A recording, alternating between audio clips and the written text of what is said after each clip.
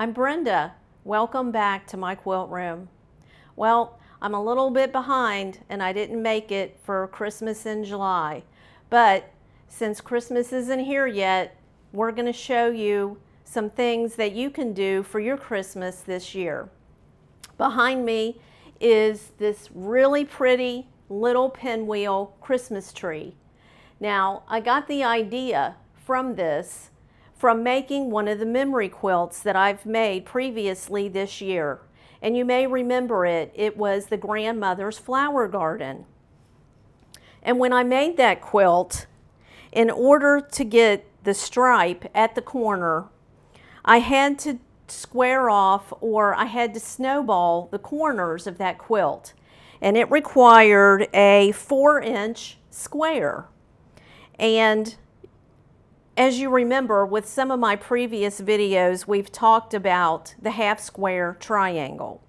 Well, when I put these large blocks in the corner making that quilt, there was too much waste for me to throw away. So if you can see right here, there's a line from corner to corner where I snowballed the corners of those blocks.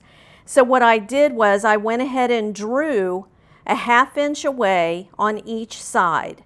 And I went ahead and stitched those when I cut them off. And it made these little half square triangles. Well, I had an entire pile of these left over. And so I decided what to do with them was I would create a little Christmas tree. And I had these 6 left over that you can see here. And it's based upon the way that I made them here. So this quilt came out to be like a 61-inch square. So I've created a PDF with the instructions that you'll find in the description below. And if you have half square triangles, mine came out to be 5.5 inches. Yours may be a different dimension based on whatever you happen to be sewing, and you want to save those for another project. Well, you can do a project just like this.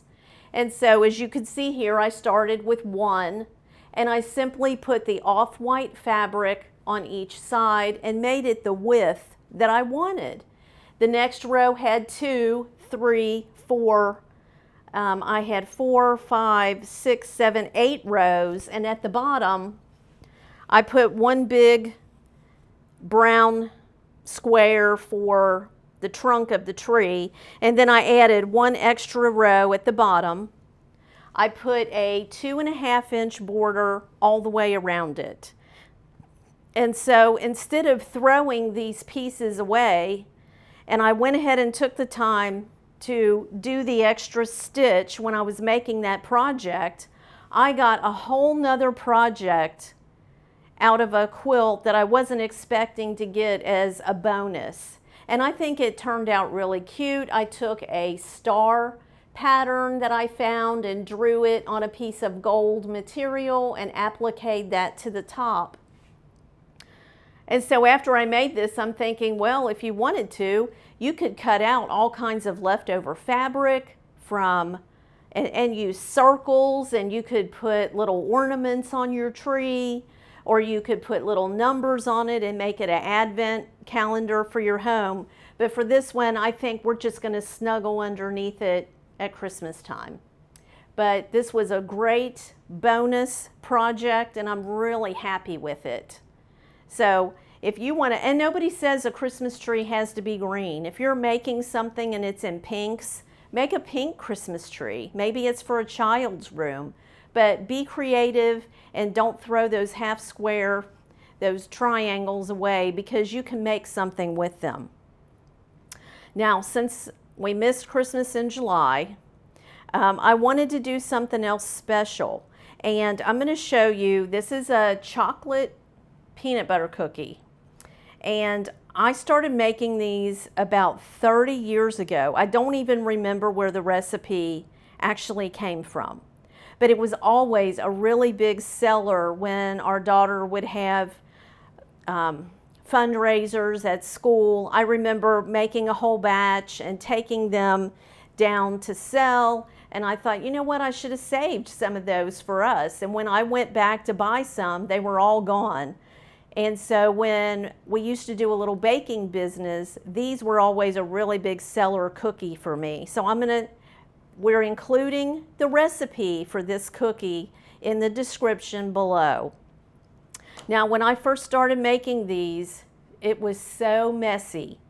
And so I'm gonna show you how I'm gonna put together this last cookie. I remember I took these cookies over to my sister's house, and she said to me, how did you get the peanut butter in the middle of that cookie? Well, I'm gonna show you.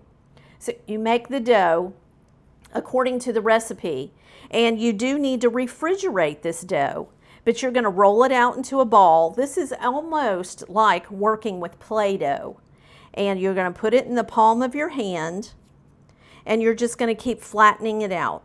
Just flatten it out, just like you're making a Play-Doh cake or pie. Take your little peanut butter ball that's just made from peanut butter and confectioner's sugar and put it in the middle. And then you're gonna wrap up your ball and try and seal the ends up. And they'll have little cracks as it bakes, but that'll be okay. I don't think anybody would say no to having a chocolate and peanut butter cookie because it looked like it had a little crack in it. And then you'll just kind of flatten it out. Try and push the little ends together. And then put it on the tray. These are a really good cookie. You sprinkle a little bit of sugar on the top, and then they're ready to go in the oven. Now you'll cook them like the directions say. Everybody's oven is a little bit different, 7 to 9 minutes. And then let them rest on the cookie sheet, and then take them off, put them on wax paper. But these are wonderful with milk.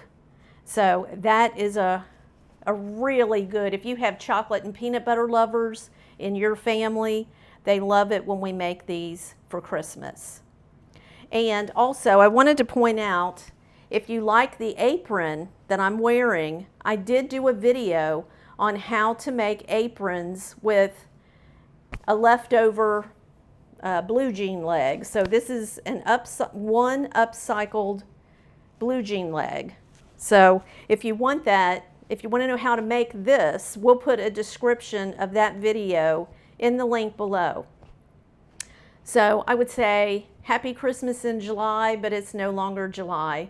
So Happy Christmas wherever you are. And until the next time, we'll see you.